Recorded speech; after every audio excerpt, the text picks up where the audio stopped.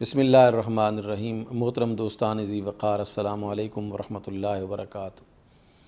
خوشاب کے شہر قید آباد میں بہت ہی تکلیف دہ سانحہ ہوا ہے۔ ایک نیشنل بینک کے گارڈ نے اس بینک کے مینیجر کو قتل کر دیا ہے اور یہ جسچر دیا ہے کہ یہ شخص قادیانی تھا، مرزائی تھا، یہ تھا وہ تھا۔ اس بنیاد پر اس کو قتل کیا اور اس کے بعد پھر جس طرح جہلاء نے اور عقل و خرد سے عاری لوگوں نے اس کو ہیرو بنانے کی کوشش کی ہے، یہ اس سے زیادہ قابل افسوس ہے۔ اس ملک میں ٹرینڈ چل پڑا ہے کہ رسول اللہ کے نام پر لوگ لوگوں کو قتل کرتے ہیں اور پھر انتہا پسند اور نام نہاد عشاق رسول آگے بڑھ کر جو ہے ان کو خوش آمدید کہتے ہیں، بغیر تحقیق کے، بغیر حالات حاضرہ کا مطالعہ کیے ہوئے اور بغیر صورتحال کو دیکھے ہوئے ایسے لوگوں کو پذیرائی دی جاتی ہے۔ ملک کے اندر قانونیت کا ایک بازار گرم کر دیا جاتا ہے۔ ہم یہ نہیں کہتے کہ گستاخ رسول کو معاف کیا جائے، ہم یہ نہیں کہتے کہ رسول اللہ صلی اللہ علیہ وآلہ وسلم کو سب و شتم معاذ اللہ کرنے والے کو جو ہے وہ اس طرح کھلے چھٹی دے دی جائے، لیکن ہم یہ بھی نہیں کہتے کہ معمولی سی باتوں پر بہانہ عشق رسول اور محبت رسول بنا کر کسی کو مرزائی ڈکلیئر کر کے، کسی کو عیسائی ڈکلیئر کر کے فوراً اسے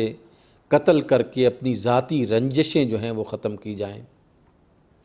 میں اس واقعے کی پرزور مذمت کرتا ہوں اور قانون نافذ کرنے والے اداروں سے مطالبہ کرتا ہوں کہ اس شخص کو، اگر وہ واقعی مجرم ہے اور مقتول جو ہے وہ اس کو غلط گائیڈ نہیں کرتا تھا، رسول اللہ صلی اللہ علیہ وآلہ وسلم کی توہین نہیں کرتا تھا، اور جس طرح میں نے جو کچھ سنا ہے وہ ایک سنی العقیدہ مسلمان تھا اور اس شخص نے ذاتی رنجش اور ٹینشن کی بنیاد پر اسے قتل کیا ہے، تو اس پر قانون نافذ کرنے والے ادارے رسپانسبل ہیں، ذمہ دار ہیں کہ اس کو قرار واقعی سزا جو ہے وہ دیں۔ عدالتیں ذمہ دار ہیں کہ وہ سرعت کے ساتھ ایسے جو ہے وہ مسئلوں کا اور ایسے کیسز کا فیصلہ کریں جس سے یہ لا اینڈ آرڈر کی سچویشن پیدا ہو رہی ہے، اس کو ختم کیا جانا چاہیے۔ میں نے کچھ اپنی طور پر تحقیق کی ہے، وہاں کے علماء کرام ابھی تک کسی نتیجے پر نہیں پہنچے، انہیں نہیں علم کہ یہ شخص جو ہے وہ قادیانی تھا یا مرزائی تھا یا احمدی تھا۔ ایک کمیٹی بنائی گئی ہے، تمام مکاتب فکر کے جو علماء کرام کو جو ہے وہ مشتمل کر کے ایک کمیٹی بنائی گئی ہے جو فیکٹس جو ہے وہ فیکٹس فائنڈ کریں گے، حقائق کو دیکھیں گے۔ اس کا مطلب یہ ہوا کہ حقائق کا کسی کو علم نہیں تھا۔ جب حقائق کا کسی کو علم نہیں تھا تو اس شخص کا خون جو ہے وہ ایسے رائیگاں نہیں جانا چاہیے۔ حقائق کا خوب جو ہے وہ ادراک کیا جائے۔ اگر کوئی ایسا مسئلہ ہے تو جو اس بینک مینیجر کے 7 ملازمین تھے ان سے پوچھا جائے، انویسٹیگیٹ کیا جائے کہ واقعی وہ رسول اللہ کی توہین کرتا تھا، واقعی وہ رسول اللہ صلی اللہ علیہ وآلہ وسلم کو معاذ اللہ برا بھلا کہتا تھا، پھر تو کوئی ایسی توجیہ بنتی ہے۔ لیکن اس کے باوجود میں کہتا ہوں کہ ہمارے ہاں عدالتیں ہیں، عدالتوں میں کیسز چلنے چاہیے۔ قانون کو اپنے طور پر کسی کو جرت نہیں ہونی چاہیے کہ وہ ہاتھ میں لے، لیکن جب لوگ عدالتوں سے مایوس ہو جائیں، جب پولیس سے لوگ مایوس ہو جائیں، جب انسان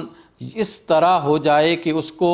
کوئی توقع نہ ہو کہیں سے بھی انصاف ملنے کی،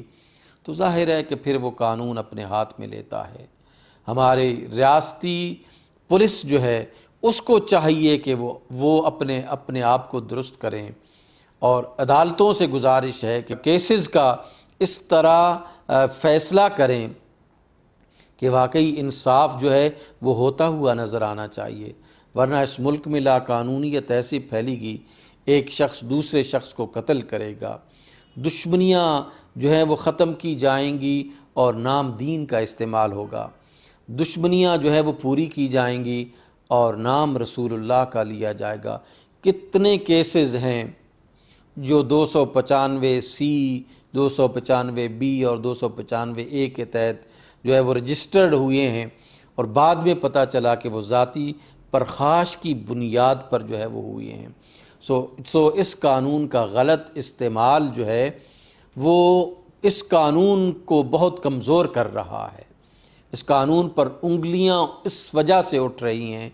کہ لوگ جو ہیں اس قانون کا غلط استعمال کر رہے ہیں۔ میں تمام دوستوں سے گزارش کرتا ہوں، اہل پاکستان سے گزارش کرتا ہوں کہ برائے کرم قانون کو اپنے ہاتھ میں نہ لیں۔ انصاف اگر نہیں ملتا تو آپ خاموش ہو جائیں۔ آپ نے اتمام حجت کی ہے، آپ عدالتوں میں گئے ہیں، عدالتوں سے انصاف طلب کیا ہے،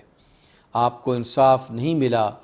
تو جنہوں نے ظلم کیا ہے وہ ظلم کو بھگتیں گے انشاءاللہ تعالی۔